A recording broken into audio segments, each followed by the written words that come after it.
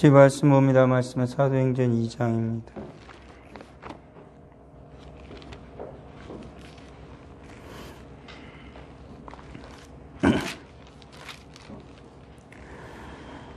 (40절) 한 절만 보겠습니다. 사도행전 2장 40절 같이 읽겠습니다. 또 여러 말로 확증하며 권하여 이르되 너희가 이 패역한 세대에서 구원을 받으라 하니 아멘. 오늘 이 말씀은 하나님께서 오순절에 다락방에 모여있던 주님의 말씀을 따라서 다락방에 모여있던 마가 다락방에 모여있던 120명의 성도들에게 성령을 부어주셨고 그로 말미암아 성령이 충만하였던 베드로가 모인 수많은 군중들을 향하여서 주님의 복음을 전하면서 그 시대를, 그러니까 그게 모였던 유대인들을 중심으로 한 그 이스라엘의 그 사회를 한마디로 표현한 것이 바로 패역한 세대다라고 그렇게 말을 한 것입니다. 그 패역한 세대 가운데에 구부러진 채로 살아가고 있는 그 세대 가운데에 유일하게 그들이 새롭게 되어지고 구원을 받을 수 있는 유일한 길은 오직 예수 그리스도이심을 보여주기 위해서 베드로는 주님의 복음을, 예수 그리스도의 복음을 성령이 임하였을 때 최초로 모인 수많은 이들에게 전파하게 되어진 것이죠. 그로 말미암아 약 3,000이나 되는 사람들이 회개하였고 그 패역한 세대를 떠나 더 이상 패역한 세대를 본받지 아니하고 주님이 원하시는 올곧은 바른 그 길을 걷는 자들로 합류하게 되어졌다라는 것입니다. 오늘을 살아가는 이 시대는 어떻습니까? 베드로가 그 당시의 사회상을 바라보면서 한마디로 표현했던 패역한 세대라는 것이 오늘날의 시대에는 그럼 과연 적용되지 않는가라는 것입니다. 오늘날의 시대를 보더라도 패역한 세대임은 분명한 것처럼 보여집니다. 구부러진 채로 살아가는 이 시대 사람들, 정말 진리로 바라보지 아니하고 수많은 거짓된 논리와 거짓된 사상에 취해서 자기의 감정과 자기의 사상에 빠져서 진정한 진리를 외면한 채 살아가는 시대를 우리가 바라보면서 바로 이러한 시대가 패역한 시대임이 분명한 것이죠. 더군다나 하나님의 거룩한 은혜의 말씀은 뒤로 하더라도 하나님께서 일반적으로 베풀어 주신 모든 인생들에게 베풀어 주신 그 은혜조차 외면한 채 살아가는 이 시대는 정말로 패역한 시대임에 분명한 것입니다. 이러한 시대 가운데에 진정 온전하고 바르고 복된 세대를 세우기를 원한다라면 주님 앞에 반드시 나아가야 하는 방법 말고는 없다라는 것입니다. 그것은 왜 그러냐면 하나님께서 이 세상을 창조하셔서 모든 인생들에게 고루 은혜를 베풀어 주십니다. 그리고 하나님께서 또한 선택한 당신의 사랑하는 자녀를 위해서 예수 그리스도를 보내어 주셨죠. 그러기에 이 땅에 살아가는 모든 인생은 오직 주님 앞에 나아가고 주님의 은혜 가운데에 있을 때만 복된 자로서 온전한 자로서 살아갈 수가 있다라는 것입니다. 이 시대를 바라보면서 조금 오늘날의 우리나라의 모든 상황을 바라보면서 뿐만 아니라 전 세계적으로 일어나고 있는 수많은 상황 가운데에 그들로 하여금 진정한 자유를 얻고 진정한 진리 가운데 살아가는 그 길을 하나 제시해야 되는데 그건 뭐냐면 주님께로 나아오라고 외치는 것 말고는 없다라는 것입니다. 베드로가 그 시대의 상황을 바라보면서 주님의 복음을 증거할 때 모든 사람들이 양심의 가책을 느꼈죠. 오늘날에는 어떠한 이들이 양심의 가책을 느끼고 얼마나 많은 이들이 양심의 가책을 느낄지 모르겠지만 주님의 은혜가 임하게 되어지면 인생은 자기를 바라보게 되어집니다. 더군다나 오늘과 같은 시대가 되어지면 사람들은 곰곰이 오늘날의 사회상을 한번 살펴보게 되어지고 그리고 자기의 인생을 한번 살펴보게 되어지죠. 그리고 그 가운데 진정한 주님의 은혜가 임하고 적어도 양심이 바로 박힌 자라면은 무엇인가 잘못되어져 가고 있다라는 것을 깨달을 수밖에 없을 것입니다. 그리고 그런 자들은 분명히 방법을 모색하겠죠. 어떻게 해야 이러한 그릇된 나의 삶이 삐뚤어져 버린 폐역한 채로 살아가고 있는 이 시대가 바른 길을 걸어갈 수 있을까라고 한 번쯤은 생각해 볼 것입니다. 그리고 고민할 것이고 그리고 그 길을 찾겠지요. 그렇지만 그러한 생각이나 그러한 그런 가치를 깨닫지 못한 자들은 계속해서 폐역한 세대의 조류에 휩싸여서 계속해서 악하게 살아가게 되어질 것입니다. 그렇지만 적어도 깨닫게 된 자들이라면은 그 길을 찾기를 원한 자들이라면은 고민하게 되어질 것이지요.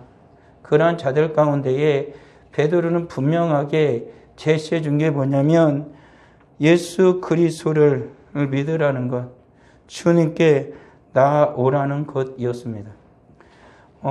앞서서 이사야 선지자도 그렇게 말을 했습니다. 하나님의 거룩한 그 길을 떠나서 폐역한 시대를 살아가던 그 이스라엘을 향하여 분명히 이사야는 말을 했죠. 주님께로 돌아와라 라고 말을 하고 있습니다. 그들이 헛된 것을 위해서 끊임없이 수고하지만 아무것도 남지 않고 어느 것으로도 목을 축일 수 없는 그러한 시대를 살아가는 이들에게 이사야 선지자는 분명하게 말했죠. 주님께로 나와라. 주님께로 나와서 값없이 돈 없이 포도주와 젖을 사라라고 말을 했습니다. 예수님께서도 분명하게 외치셨습니다. 이 혼란한 시대 가운데에 회역한 세대를 주님이 바라보면서 수고하고 무거운 짐진 자들아 다 내게로 오라. 내가 너희를 쉬게 할 것이다. 라고 주님은 말씀하셨죠. 여기서 쉬게 한다는 건 뭐냐면 그냥 놀고 먹게 하겠다는 것이 아니라 평강을 샬롬을 주님이 주시겠다라는 것이죠. 그리고 그 쉼 가운데 주님 안에서 쉼 가운데에 바른 진리를 찾아 가도록 주님께서 인도해 주실 것이다 라고 마태복음 11장 29절 30절은 계속해서 이어서 말씀하고 계시다라는 사실입니다.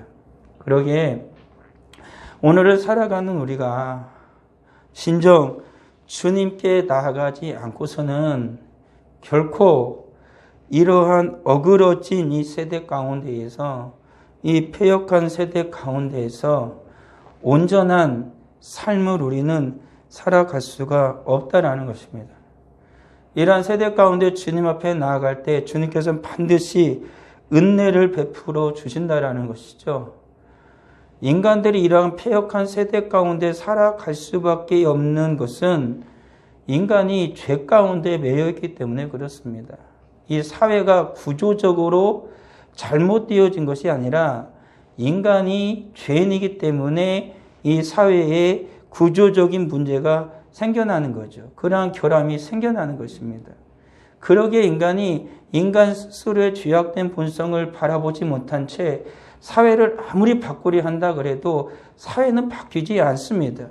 왜 그러냐면 인간 자체가 안 바뀌기 때문에 그렇죠. 인간의 역사를 한번 보십시오. 우리나라가 대한민국이 건국된 이후에 역사를 한번 보십시오. 정말 나라는 이렇게 발전했고 상상하지도 못할 만큼 세계 강국이 되었습니다. 그렇다 그래서 오늘날을 살아가는 인생들의 삶을 보십시오. 어떻습니까? 삶은 편안해졌지만 수많은 구조적인 문제가 있다 그래가지고 계속해서 여러 가지 조정을 해왔지만 여전히 지금도 어떻습니까? 사람들은 싸우고 다투고 문제가 있다고 아웅다웅하고 있는 거죠. 더군다나 오늘날에는 예전보다 더 극심하게 양극화가 되어져 가지고 여러 가지 부분에서 계속해서 싸우고 다투는 일이 여념이 없지요. 때로는 어떤 이들은 그래서 마치 조선시대의 당파 싸움을 하는 것과 같은 그러한 모습이 오늘날 우리나라에 보인다라고까지 말을 하고 있다라는 사실입니다. 이와 같이 인간 자체가 죄인이기 때문에 아무리 사회적인 모든 것을 바꾸려고 해도 그게 안 바뀌는 거예요.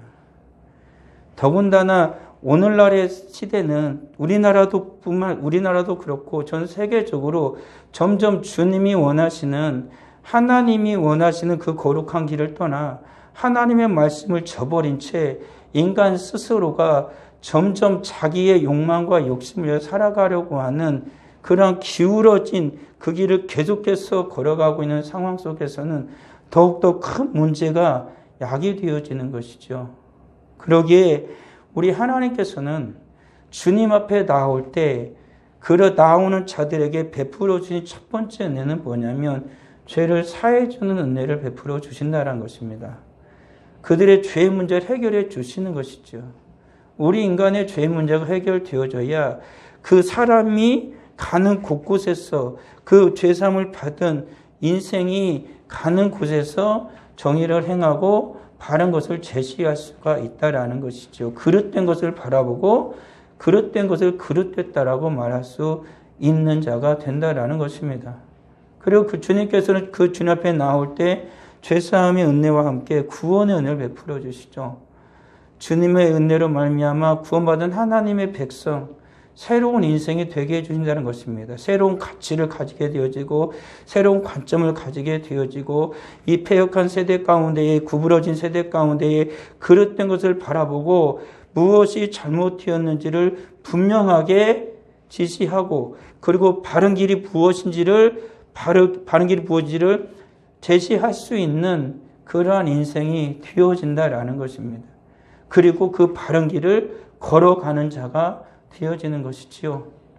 계속해서 주님을 외면한 채 우리 하나님 음성을 외면한 채 이 패역한 세대를 살아가는 인생들이 계속해서 자기의 눈과 귀를 막고 이 주님이 말씀하시는 주님께로 오라는 이 초대를 거부한 채 살아간다라면 진정 이 시대는 소망이 없을 것입니다.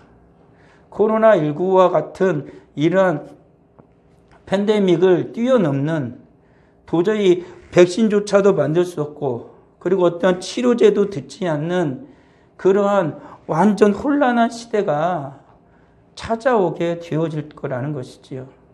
적어도 이러한 질병이 생기면 인간은 어떻게든지 간에 백신을 만들고 치료제를 만들어서 이것을 이겨냅니다.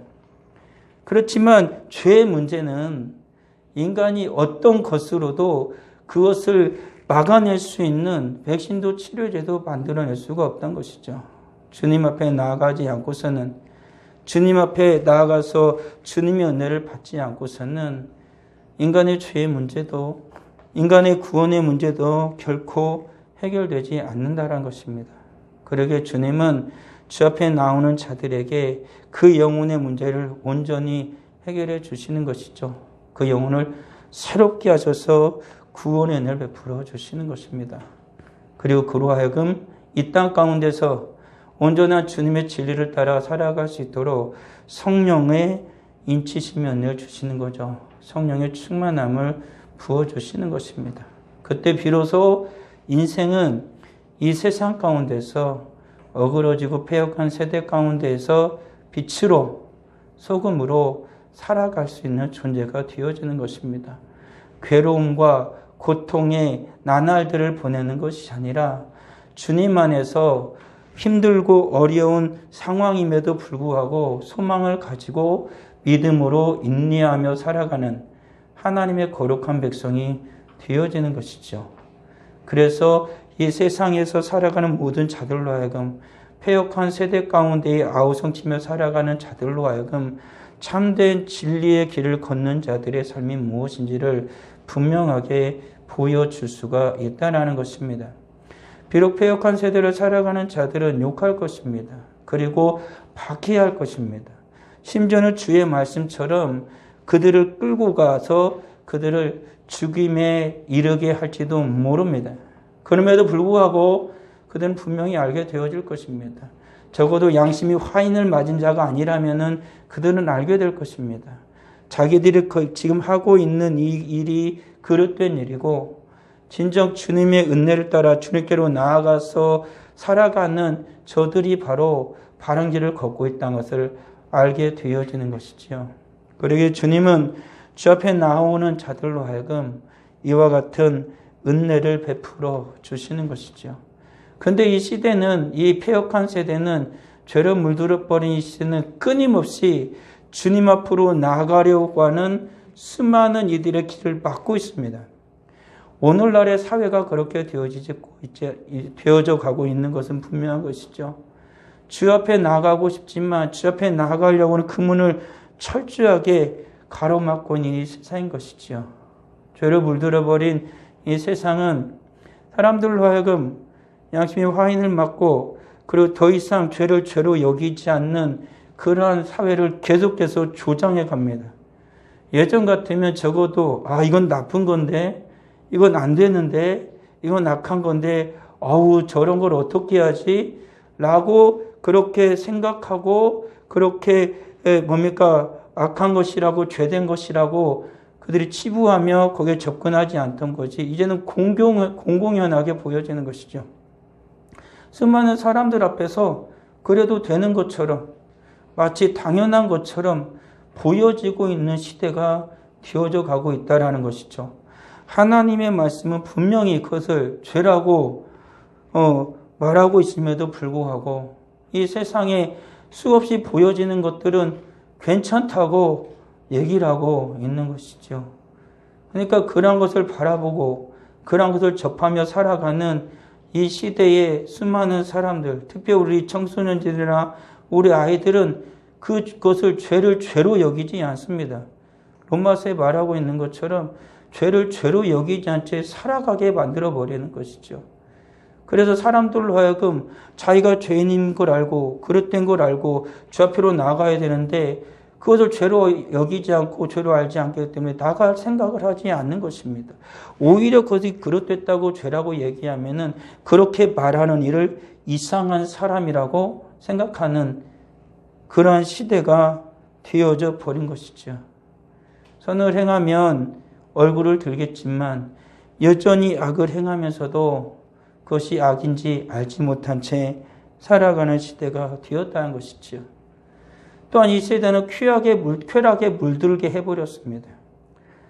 수많은 사람들이 쾌락에 물들어서 그 자기의 욕망과 욕정에 물들어서 끊임없이 살아가도록 사람들을 조장해가고 있죠. 이 시대는 오히려 사람들로 하여금 진리를 추구하고 정의를 추구하고 인생이 무엇인지를 고민하고 그것에 대해서 그 길을 찾아가는 길을 열어주는 게 아니라 사람들로 하여금 끊임없이 쾌락에 빠져서 살아가도록 육체의 정욕, 안목의 정욕, 이생의 자랑에 빠져서 살아가도록 모든 것을 잘 만들어 놓았습니다. 이 세상 우리가 교회를 오늘 예배를 드리고 문을 열고 예배당 문을 열고 세상에 나가보면은 인생이 무엇인지 고민할 수 있는 어떤 것을 만들어 놓은 곳이 있는지 아니면은 조금 이제 이 낮이 지나고 낮에도 그렇고 우리 객사만 가서라도 보면은 어떻습니까? 수없이 인간으로 하여금 쾌락에 빠져서 살아가도록 모든 것을 다 조장해 놓은 이 사활을 이 세상을 우리는 바라보게 되어지는 것이죠. 그래서 하나님께 나아가기를 원해도 어떠한 것들도 하나님께 나아갈 수 있는 그 통로로 그 길을 이 세상은 열어놓지 않았다라는 것이지요. 그리고 이 시대는 끊임없이 자기 사랑에 빠져 있는 시대입니다. 광고를 보면은 자기를 사랑하는 것에 대해서 깊이 심취해 있는 수많은 사람들이 나오죠. 다 그렇습니다. 물론 타인을 위해서 헌신하고 그리고 봉사하는 그런 모습들도 나오지만 대부분의 모든 것들은 자기를 사랑하라고 자기에 빠져서 살아가도록 끊임없이 얘기를 하고 있는 것이죠. 내가 이 세상의 중심이 되어져서 모든 것을 주관하고 모든 것을 다 생각하라고 세상은 끊임없이 사람들에게 말하고 있고 사람들을 계속해서 세뇌시키려고 하고 있다라는 것이지요. 진정 오늘날의 시대는 남을 사랑하고 그리고 남을 생각하고 서로가 화합하여서 온전한 것을 이루려 하는 시대가 아니라 끊임없이 자기만을 사랑하고 자기만을 추구하며 살아가는 것을 조장하도록 이 세상은 계속해서 사람들을 움직이고 있다라는 것이지요. 그래서 주님 앞에 나아가야 되는데 이 악한 세상은 주 앞에 나아가지 못하도록 자기 사랑에 빠져서 내가 주인인데 내가 왜 주님 앞에 나가서 내가 왜 그분 앞에 머리를 조아리고 무릎을 꿇어야 되냐. 못한다라고 그들은 스스로 생각하게 만들어 버리는 것이지요. 그래서 오늘날 살아가는 믿는 자들조차도 주님의 말씀으로 주님의 거룩한 복음으로 책망하거나 꾸짖게 되어지면은 믿는 자들조차 심지어는 반발하게 되어지는 거죠. 왜 나한테 저런 말을 하는 거냐? 그렇게 말을 해버리는 것입니다. 그렇게 생각을 해버리는 것이지요. 그만큼 세상은요, 이 세상을 살아가는 수많은 인생들로 하여금 자기 중심적으로 자기를 사랑하며 사고하고 생각하도록 세뇌시킨 거예요. 그러니까 믿는 자들도 그러한 사회 속에서 그러한 세상 속에서 살아가다 보니까 주님의 말씀으로 나를 책망하고 주님의 말씀으로 나를 꾸짖음에도 불구하고 거기에 대해서 아멘으로 무릎 꿇고 회개하는 게 아니라 반발하는 마음이 먼저 생겨나 버리는 것이죠. 그러니까 이 세상은 말할 것도 없습니다. 오늘날의 아이들을 보십시오. 부모에게 순종하는 것처럼 보이지만 어떤 아이가 순종합니까? 온전히 주님의 말씀에 부모님께 순종하는 자가 과연 어디 있습니까? 점점 적어져 가고 있는 것이죠. 계속해서 자기 중심으로 살아가는 거예요. 그래가지고 부모님의 말씀에 순종하려는 하나님의 말씀은 새까맣게 잊어버리고 살아가는 것이죠. 심지어는 아이들에게 그렇게 교육하여야 함에도 불구하고 그것을 잊고 우리들조차 살아가고 있는 시대가 되어져 있다는 것입니다. 그 가운데 가장 큰 문제는 뭐냐면 하나님을 불신하기 시작했던 것이죠. 하나님, 신이 어디냐로부터 시작해서 하나님이 행하는 모든 것들은 인간을 오히려 자유를 억압하고 인간의 자유를 뺏어갖고 인간으로 하여금 인간답게 살아가고자 하는 모든 길을 받고 있는 게 마치 하나님인 것처럼 이 세상은 계속해서 조장하고 있는 것이죠. 이 세상에서 이루어지는 모든 법률들을 보십시오. 우리나라만 하더라도 계속해서 제정되어져 있는 법들을 보십시오.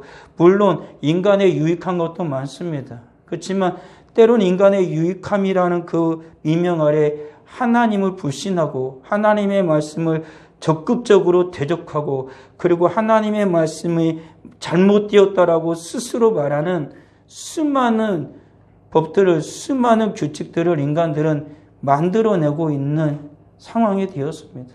그래서 심지어는 하나님의 말씀을 이 하나님의 거룩한 강단에서 하나님의 말씀을 전함에도 불구하고 그 말씀을 듣고 있는 이들이 그 하나님의 말씀을 들으면서 평가하죠.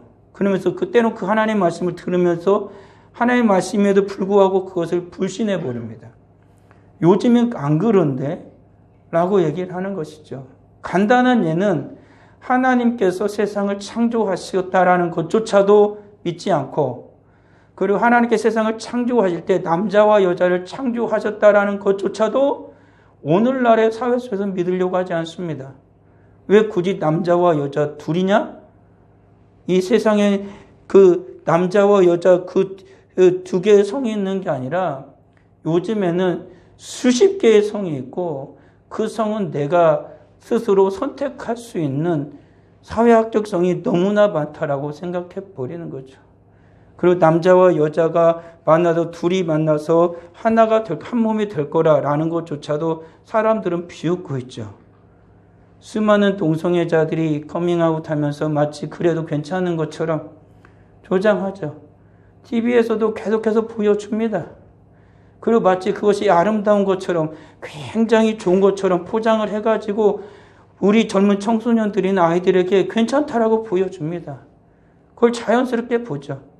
남자가 여자처럼 보여지고 여자가 남자처럼 보여지고 저게 사람을 어떻게 해놓으면 저게 남자인지 여자인지조차 구별이 잘 안 가는 그러한 모습을 한 채로 계속 사람들에게 보여줍니다.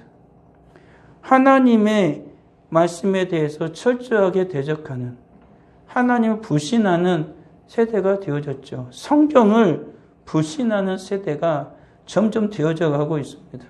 이런 패역한 세대 가운데에 하나님께로 나아가야 함에도 불구하고 주님께로 나아가야 이 패역한 세대에서 구원을 얻어서 온전한 삶을 살아갈 수 있음에도 불구하고 이 세상은 적극적으로 이 세상을 살아가는 수많은 사람들로 하여금 그 길을 가지 못하도록 가로막고 그들로 하여금 계속해서 그릇된 것을, 거짓된 것을 가르치고 있는 세대가 바로 오늘날의 패역한 세대라는 것입니다. 그럼에도 불구하고 우리 하나님은 은혜의 하나님이셔서 이렇게 패역한 세대를 바라보면서 그들을 즉시 심판하는 것이 아니라 하나님을 참고 기다리신다는 것입니다. 지금도 하나님은 기다리고 계시죠. 끊임없이 주님의 말씀을 전하게 하시고 듣게 하시고 보게 하시면서 하나님은 그들을 기다리고 계신다는 것입니다. 마치 아이가 잘못을 하면 부모가 그를 참고 기다리는 것처럼 제가 잘 몰라서 그러니까 철이 들면 좀 나아지겠지 하는 마음을 가지고 가슴에 품고 계속 참고 기다리는 것처럼 어긋나도 내 품에 안고 계속 기다리는 것처럼 우리 하나님께서 오래 참고 기다리신다는 것입니다. 이 세상을 우리들의 눈으로 바라보면 참 망할 날도 얼마 남지 않았구나. 정말 누가 이 시대 가운데 이 예수를 얼마나 믿겠고 구원을 얻겠냐. 심지어 우리 아이들을 바라보면서 제가 정말로 믿음이 생길까? 라는 의심까지도 드는 오늘날 상황 속에서 우리 하나님은 기다리는 것이죠. 우리 인생은 사는 생애가 너무 짧고 우리들이 보는 시각은 너무나 짧아서 알지 못하지만 우리 하나님께서는 그 모든 인생을 바라보면서 오래 참고 기다리는 것입니다. 돌아올 것이다. 내가 은혜를 언젠가 베풀어 줄 것이고 저들은 돌아올 것이다 라고 하나님께서는 오래 참고 기다리고 계신다는 것이죠.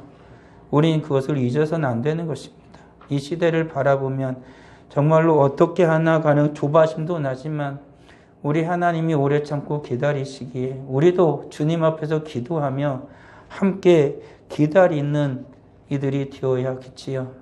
그리고 우리의 마음속에 언젠가도 설교했던 것처럼 이러한 피역한 세대 가운데 인간의 마음을 가장 많이 붙잡고 있는 건 분노입니다.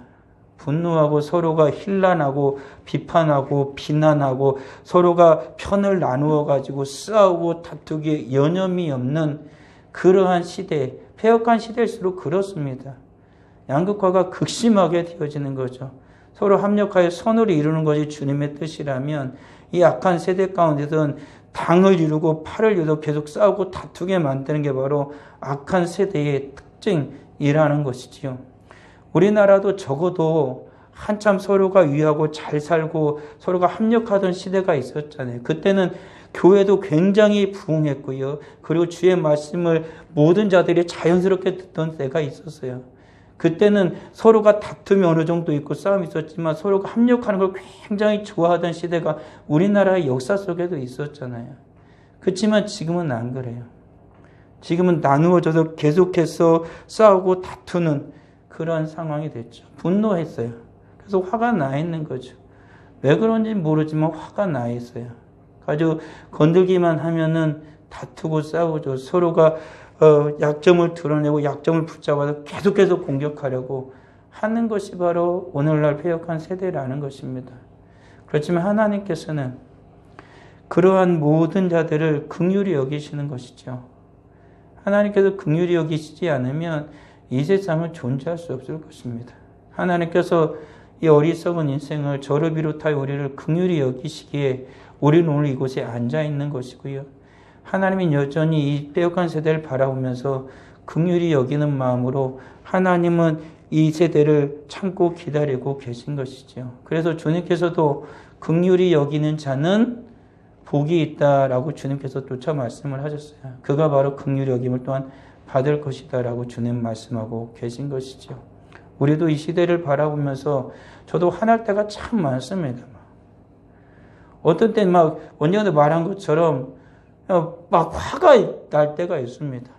교회를 향하여서 대적하는 무리들, 그리고 예배를 계속해서 방해하려고 하는 모든 제도들, 그리고 앞으로 이루어지고 있는 수많은 것들에 같이 합력하고 있는 악한 자들, 거기에 같이 편을 들어가지고 괜찮다라고 말하는, 심지어는 그리스도인까지 보게 되어지면 화가 납니다.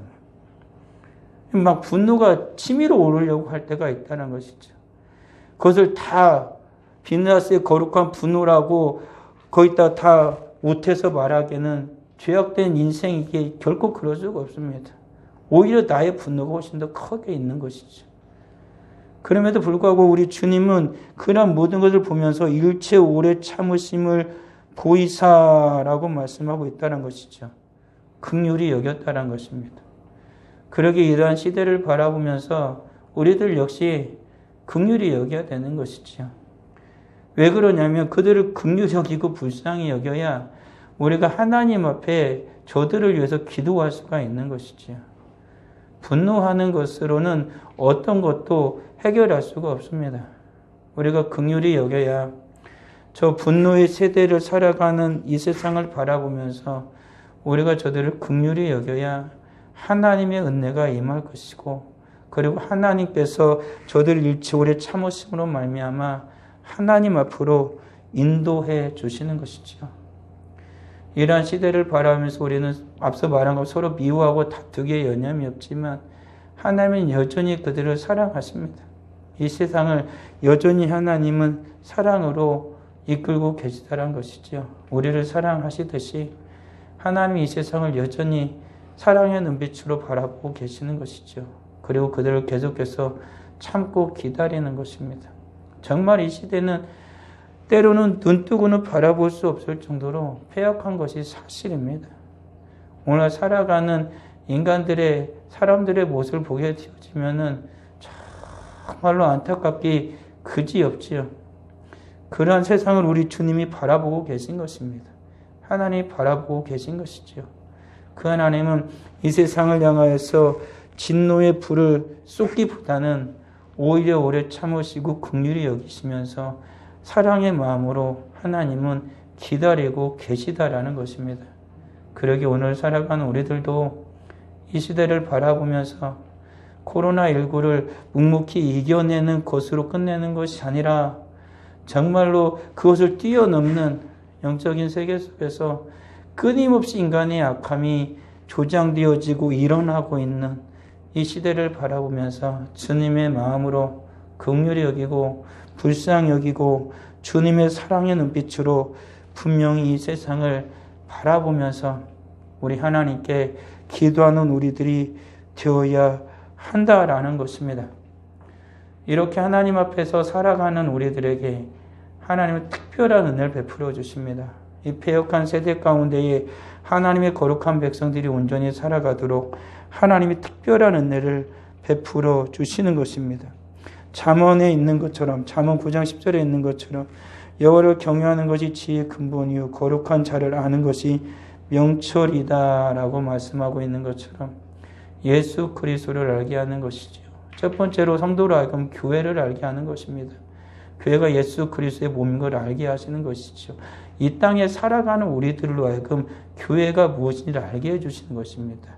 우리가 누구인지를 알게 해주시는 것입니다. 그래야 우리가 예수 그리스도의 몸에 속해 있다는 걸 알게 되어지고 우리는 거룩하게 살아야 한다는 것을 알게 되어지고 이 패역한 시대 가운데에 우리는 물들지 아니하고 주님의 거룩한 몸으로서 주님이 기뻐하시는 머리가 되신 주님께서 기뻐하시는 온전한 일을 행하는 자들이 되어질 것임을 깨닫게 되어지고 우리는 교회된 지체로서 서로 흩어지는 것이 아니라 서로가 함께 모여서 주님의 거룩한 일을 행하는 주님의 거룩한 몸을 온전히 이루어가는 주의 거룩한 성도로서의 삶을 온전하게 감당할 수 있다는 걸 알게 되어지는 것이죠. 그래서 우리 주님께서는 주님의 사랑하는 성도로 하여금 너가 바로 뭐라는 것을 예수 그리스도의 몸이라는 걸 교회라는 걸 알게 해주시는 것이죠. 그래서 이 세상은 끊임없이 성도를 공격할 때 뭐냐면 내가 교회라는 걸 잊게 만듭니다. 내가 예수 그리스도의 몸이라는 것, 지체라는 걸 잊게 만듭니다. 그래가지고 거기서 떨어져 나오도록 계속해서 이 세상은 계속해서 공격을 하고 조장을 하고 성도를 속이죠. 그리고 달콤한 말로 그들을 유혹합니다. 그렇지만 우리는 분명히 알아야 되는 것입니다. 예수 그리스도의 몸으로 부름을 받은 거룩한 교회인 우리들은 결코 흩어질 수가 없는 것입니다. 주 예수 그리스도 앞에 우리는 성지교회라는 자들은 성지교회로서 같이 모여서 주님의 거룩한 일을 하는 것입니다. 그리고 주님께 영광 올려 드리게 되어지는 것이죠. 나는 교회 한 지체로서 주님 앞에서 온전한 사명을 감당하고 있는지 우리는 늘 헤아려 보아야 하는 것이지요. 그리고 주님께서는 또한 우리로 하여금 예수 그리스도의 십자가를 알게 해주십니다. 왜 그러냐면 우리가 예수 그리스도의 십자가를 깨닫지 못하고서는 성도가 성도로서의 삶을 살 수가 없기 때문에 그래요. 이 패역한 시대 가운데에 주님께서 이 패역한 시대를 완전히 단칼에 보니까 깨어버리고 그리고 온전한 주님이 원하시는 하나님의 나라가 올 수 있는 그 큰 길을 여신 건 어디에서입니까? 십자가입니다.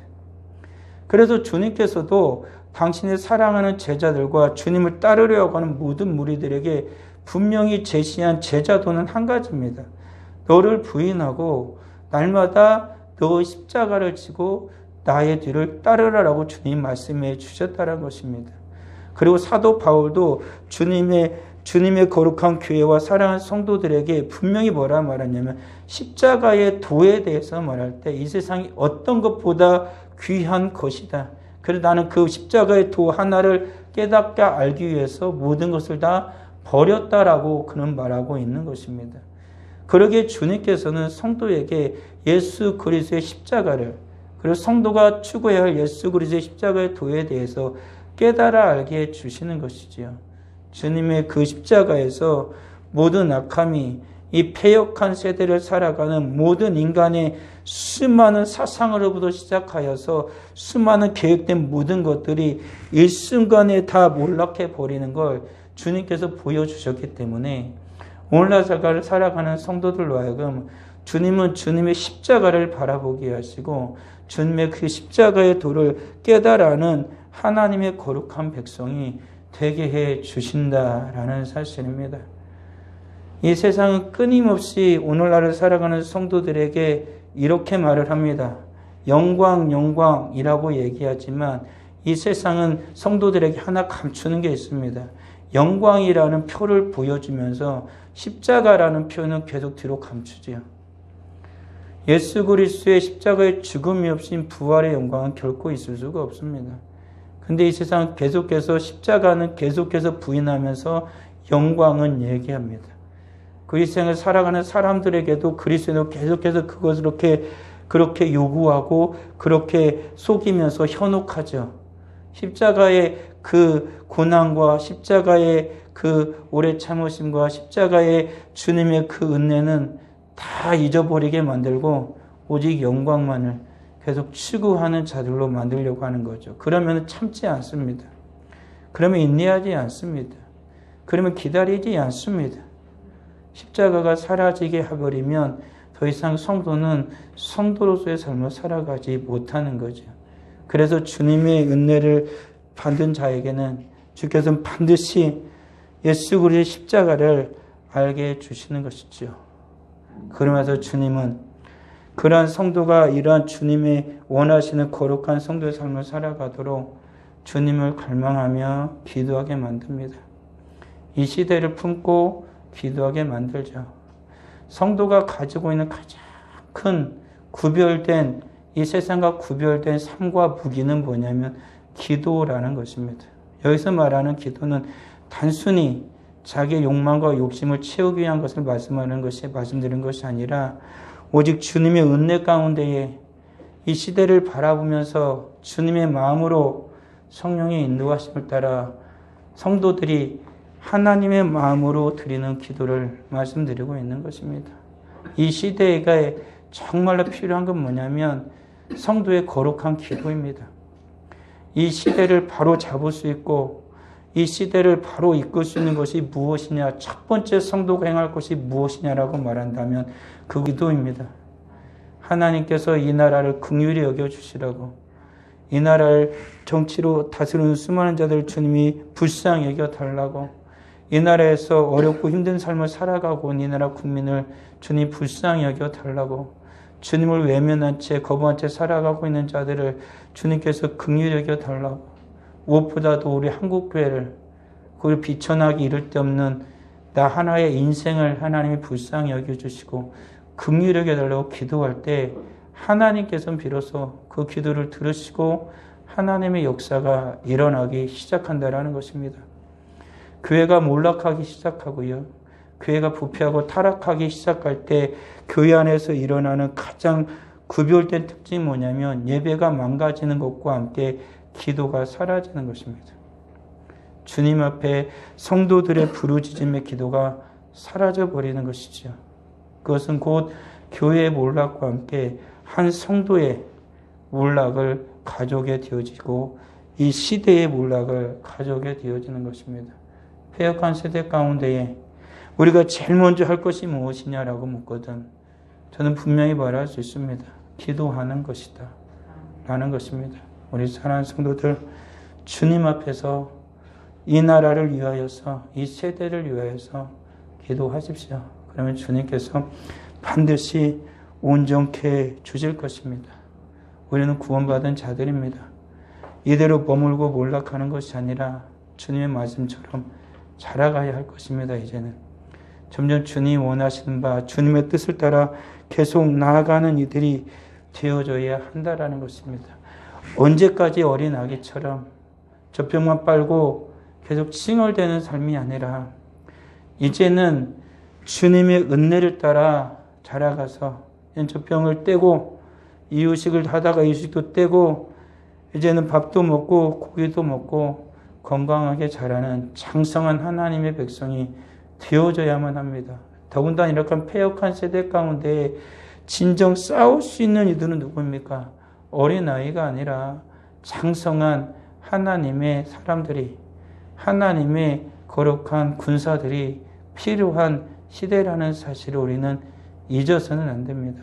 그게 누구냐면 바로 우리가 되어야 되고 내 자신이 되어야 됩니다. 내가 스스로 그렇게 훌륭하고 탁월한 군사가 되는 게 아닙니다. 주님이 우리를 훈련시키는 것이고요. 성령 하나님께 우리를 성장시켜 주시는 것이고 우리 하나님께서 우리에게 능력을 주시는 것입니다. 그러기 우리는 주님만 바라보고 주님의 말씀을 따라 믿음으로 순종하며 살아갈 때에 주님은 우리로 하여금 영적인 강한 군사로 이 시대를 끌어안고 하나님의 원하시는 나라를 확장하기 위해서 가장 일선에서 주님을 위해 싸우는 거룩한 하나님의 백성이 될 것이고 가장 앞서서 이 땅에 다셔질 예수 그리스도의 그 길을 닦아가는 하나님의 거룩한 성도가 되어질 것입니다. 우리 사랑하는 성도들, 패역한 세대 가운데에 살아가는 우리들이 주님 앞에 먼저 앞서 나가서 주님을 바라보고 주 앞에 영광 올려드리는 우리 사랑하는 성도가 다 되길 주의 이름으로 축원합니다. 기도하겠습니다. 아버지 하나님 감사하며 우리 주의 영광에 살아갈 수 있는 우리 모두가 되게 하여 주시옵소서. 이 패역한 세대 가운데에 주님의 뜻을 가로막으려 하고 주님의 선명한 진리를 덮으려고 하는 이 악한 세대를 바로 바라볼 수 있는 우리의 눈이 되게 해 주시고, 주님의 진리 가운데 가는 주의 거룩한 성도요 하나님의 복된 교회가 되게 하여 주시옵소서. 오직 주님의 영광을 위하여 앞서 살아가는 주의 거룩한 백성 되게 하시고, 이 땅에 다시 올 예수 그리스도 주님의 그 길을 닦아가는 우리가 되게 하여 주옵소서. 아버지 하나님, 이 나라를 위하여서, 이 나라의 국민들을 위하여서, 이 나라를 다스리는 자들을 위하여서, 전 세계에 고통당하는 자들을 위하여서 먼저 기도할 수 있는, 또한 기도의 사람이 다 되도록 주님 은혜 베풀어 주시옵소서. 주 앞에 예배하며 귀한 예물을 드립니다. 11조 예물을 드립니다. 감사 예물을 드립니다. 생일 감사 예물을 드립니다. 선교 예물을 드립니다. 구정금을 드립니다. 정한원금을 드립니다. 드린 모든 손길을 하나님 기억하여 주시옵소서. 구별하여 드렸사오니 하나님 구별된 복을 또한 허락하여 주시옵소서. 아버지 하나님, 어렵고 힘든 시대를 살아가고 있습니다.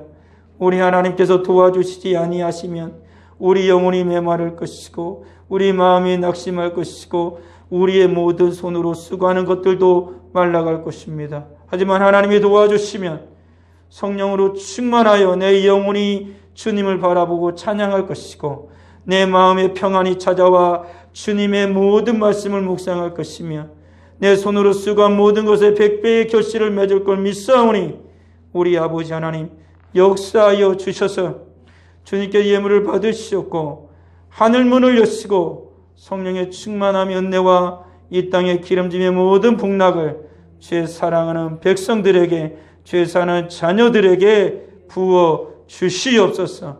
오직 주의 영광을 위하여 하나님의 뜻을 이루기 위하여 살아가는 주의 복된 성도가 다 되게 하여 주시옵소서. 주님 앞에 감사드리오며 예수님의 이름으로 기도드리옵나이다. 아멘. 이제 설 다가오는데요.